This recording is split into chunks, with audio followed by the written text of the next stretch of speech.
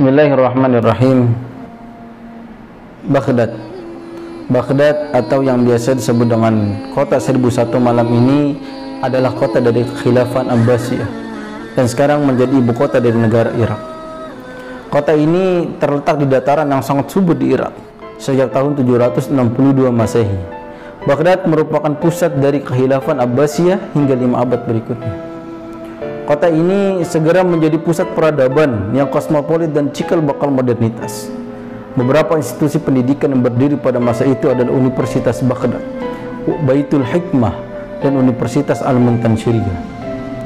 Khalifah kedua pada Bani Abbasiyah ini yaitu Abu Ja'far Al-Mansur sudah memiliki visi pembangunan Baghdad. Pada mulanya Baghdad hanyalah kawasan periferi. Periferi itu adalah kawasan terpencil gitu ya. Sebelum memutuskan Baghdad menjadi ibu kota, Al-Mansur mengirimkan sejumlah pakar untuk meneliti keadaan geografi dan sosial di wilayah tersebut, termasuk pakar yang merancangnya yaitu adalah Imam Abu Hanifah. Jadi denah awal kota ini berbentuk lingkaran yang dikelilingi tembok selebar 50 hasta dengan tinggi 90 kaki. Di luarnya dijaga dengan parit yang sangat dalam dan ada 4 gerbang utama sebagai pintu masuk kota benteng ini. Jadi kalau kita melihat film Avatar The Legend of Aang, ada kota Ba Sing Se di sana. Nah, kota Ba Sing Se itu mungkin terinspirasi dari kota Baghdad karena bentuknya mirip dengan kota Baghdad. Oleh karena itu para khalifah Abbasiyah sepeninggal Al-Mansur berlomba-lomba memperindah Baghdad. Jadi tidak mengherankan bila pada 800 Masehi Baghdad menjadi kota unggul tempat peradaban-peradaban global bertemu dan bertukar informasi. Jumlah penduduk Baghdad pada itu mencapai lebih dari 1 juta jiwa. Hal itu yang menjadikannya kota modern yang mendahului zamannya bila dibandingkan kota-kota lain di Asia maupun di Eropa. Era keemasan Baghdad berlangsung pada masa pemerintahan Sultan Harun al-Rasyid dan Khalifah Al-Ma'mun. Jadi Sultan Harun al-Rasyid ini mendirikan pusat peradaban atau perpustakaan yang dinamakan dengan Baitul Hikmah yang tetap bertahan hingga abad ke-13 Masehi. Jadi Baitul Hikmah merupakan pusat transfer ilmu pengetahuan dari berbagai penjuru dunia, utamanya Yunani, Suriah, India, dan Persia. Para sarjana yang bekerja dan menggelar aktivitas di sana memberikan kontribusi nyata bagi perkembangan ilmu pengetahuan dan menjadi dasar-dasar sains dan filsafat modern. Mereka kemudian menerjemahkan teks-teks keilmuan dari berbagai bangsa ke dalam bahasa Arab yang kemudian menjadi rujukan peradaban barat modern, menemukan kembali peradaban Yunani kuno. Istilahnya seperti itu. Cakupan keilmuan yang berkembang di Baitul Hikmah merentang luas, antara lain mulai matematika, kedokteran, kimia, biologi, kartografi atau geografi, astronomi, hingga pemikiran serta kalam. Dalam masa kekuasaan putra Sultan Harun al-Rasyid yaitu Khalifah Al-Ma'mun, Baitul Hikmah kemudian kian cemerlang.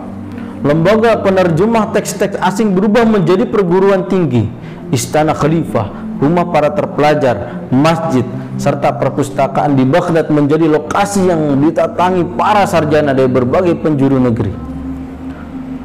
Baghdad pun menjadi ramai oleh cendekiawan-cendekiawan yang berwawasan global. Bahkan sang khalifah juga ikut terlibat langsung dalam aktivitas keilmuan ini.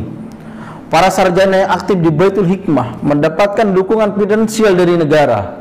Kemajuan semakin nyata setelah khalifah Islam ini mengadopsi tentang pembuatan kertas dari Cina. Lahirlah para ilmuwan-ilmuwan muslim, yang sangat berkualitas. Di antaranya yang pertama adalah pakar matematika sekaligus penggagas aljabar dan algoritma yaitu Al-Khwarizmi. Dia pula yang memperkenalkan konsep angka 0 yang kemudian diadopsinya dari sistem bilangan Hindi. Lalu ada juga Al-Farazi. Al-Farazi adalah seorang ahli astronomi yang dimandati oleh Khalifah Al-Mansur untuk menerjemahkan naskah astronomi dari India yang berjudul Brahma Sutra Siddhanta, yang terjemahannya berjudul dengan Al-Majis. Lalu kemudian ada juga Ibnu Sina sebagai ilmuwan muslim pada Bani Abbasiyah yang mumpuni di bidang kedokteran. Salah satu karya termasyhurnya adalah Al-Qanun fit Tibb, yang kemudian menjadi rujukan utama dalam bidang kedokteran selama berabad-abad. Ibnu Sina juga dikenal dengan nama Avicenna di dunia barat, yang kemudian dijuluki bapak pengobatan modern. Karyanya di barat dikenal dengan The Canon of Medicine. Ada juga Jabir bin Hayyan. Jabir bin Hayyan atau yang biasa disebut dengan istilah Jibr di dunia barat, merupakan salah satu tokoh pada masa Bani Abbasiyah yang ahli dalam bidang kimia. Salah satu karyanya yang terjemahkan dalam bahasa Inggris yaitu Kitab Alkimia. Dalam bahasa Inggrisnya adalah The Books of Composition of Alchemy. Ada juga kemudian Al-Khwarizmi, merupakan matematikawan muslim yang mengabdikan dirinya sebagai dosen di sekolah kehormatan yang terletak di Baghdad.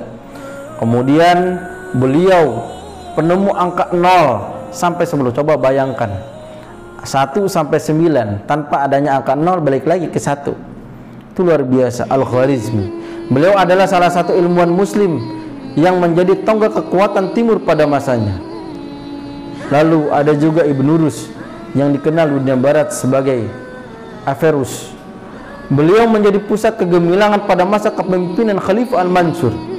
Pada masa itu beliau menjadi raja pemikir sehingga tidak ada pendapat selain dengan pendapatnya. Beliau adalah tokoh filsafat terbesar Islam. Salah satu karya terbesarnya di bidang filsafat yaitu Al-Mabadi Al-Falasafah, yaitu kalau misalkan diterjemahkan pengantar ilmu falsafah. Selain ahli di bidang filsafat, beliau juga ahli dalam bidang kedokteran, matematika, dan ilmu hukum. Itulah tadi kenapa kemudian Baghdad dijuluki sebagai kota 1001 malam. Jadi Baghdad ini melahirkan berbagai ilmuwan-ilmuwan muslim. Semoga kita semua bisa mengulang sejarah kekhilafahan Abbasiyah, masa Bani Abbasiyah ini, yang kemudian dihancurkan oleh bangsa Tartar, tentara Mongol pada kala itu. Kitab-kitabnya diterjemahkan ke dalam bahasa mereka lalu kemudian dibakar. Makanya Baghdad menjadi lautan darah. Mungkin kita bisa mengulang kembali sejarah ini. Hadanallahu wa iyyakum ajma'in. Assalamualaikum warahmatullahi wabarakatuh.